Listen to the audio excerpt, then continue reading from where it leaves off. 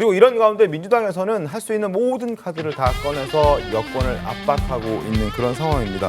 한덕수 대표와 한동훈 대표와 한덕수 국무총리가 밝힌 질서 있는 퇴진을 두고 민주당에서는 2차 내란이라고 공격하고 있는데요. 그 목소리 확인하겠습니다. 두한 씨는 즉각 이런 위헌적인 대통령 놀이를 즉각 중단하고 망둥어가 날뛰니까 꼴뚜기도 날뛰는 겁니까?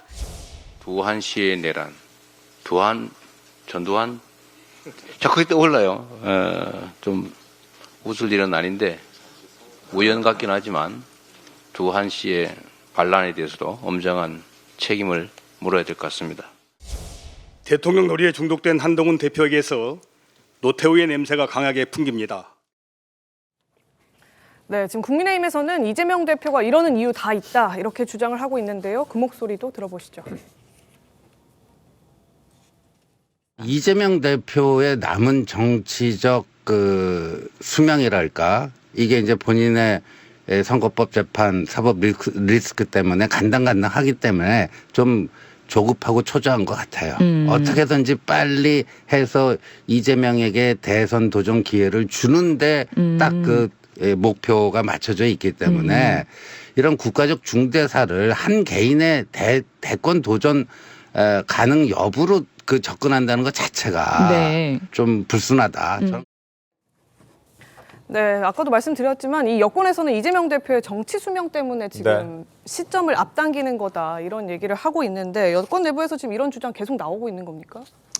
정치는 어떻게 보면 현실이기 때문에 그냥 시간 테이블로 봤을 때 우리가 얘기를 하는 겁니다. 이거 과하게 어떤 의미 부여를 떠나서 내년에 탄핵되면 내년에 조기 대선 있을 거고 봄에 있을지 다 예상되는 거 아닙니까? 그렇다면 누가 나올 것인가 그런 부분이죠. 그러니까 저는 이재명 대표를 보면서 좀 안타까운 게 뭐냐면 본인은 사법 리스크에 대해서 되게 초연한 것처럼 보이는데 당도 접수하고 여소야대 국면에서 압도적인 절대 반지를 꼈어요. 그렇다면 중도로 나올 수 있는 겁니다. 그리고 지금 되게 혼란스러운 상황이기 때문에 말이 차분해지면 좋아요. 근데 주변 인물들의 망둥어가 뛰니까 꼴뚜기 뛴다고 하고 노태우 냄새가 난다, 중독됐다, 대통령놀이 말이 거칠지 않습니까? 네. 조급한 거죠. 결국은 사법 리스크에 대한 생각이 없으면 좀 더 편하게 차근차근 차분하게 중도로 나아갈 수 있는데도 불구하고 못하고 있다는 것은 결국은 본인의 어떤 정치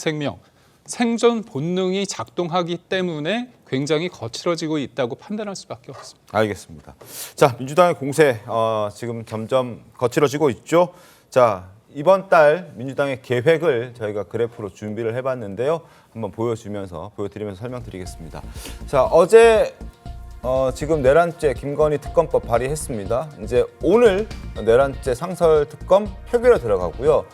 내일 2차 윤석열 대통령 2차 탄핵안 발의에 들어갑니다. 그리고 12일에 그 탄핵안이 보고가 되고 14일에 다시 이제 2차 표결에 나설 예정입니다. 자, 그리고 19일에도 3차 탄핵안 보고가 예고가 되어 있고 또다시 이제 이번 주에 실패한다면 다음 주에 계속하겠다. 그러니까 민주당은 앞으로 탄핵안을 일주일마다 계속해서 재추진하겠다. 탄핵안이 국회 문턱을 넘어갈 때까지 우리는 민주당이 갖고 있는 권한을 최대한 활용해서 계속하겠다. 무한 재발의하겠다라고 얘기하고 있는데 이 부분에 대해서는 사실 의견이 좀 엇갈리고 있습니다.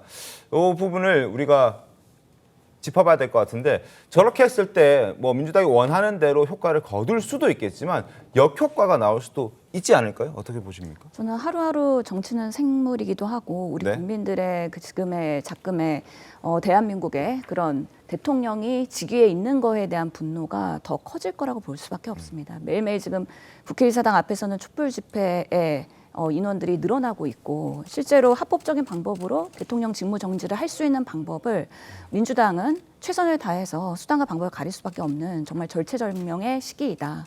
외신도 지금의 정치적 상황을 불확실성 때문에 대한민국의 그런 신뢰도를 하락하는 그런 리스크라고 판단하고 있지 않습니까? 그렇다면 지금 직무정지가 되지 않았는데 직무정지가 된 척하고 있는 정부 여당의 여러 가지의 그런 노름에 대해서는 제동을 걸 수밖에 없다라는 생각이 듭니다.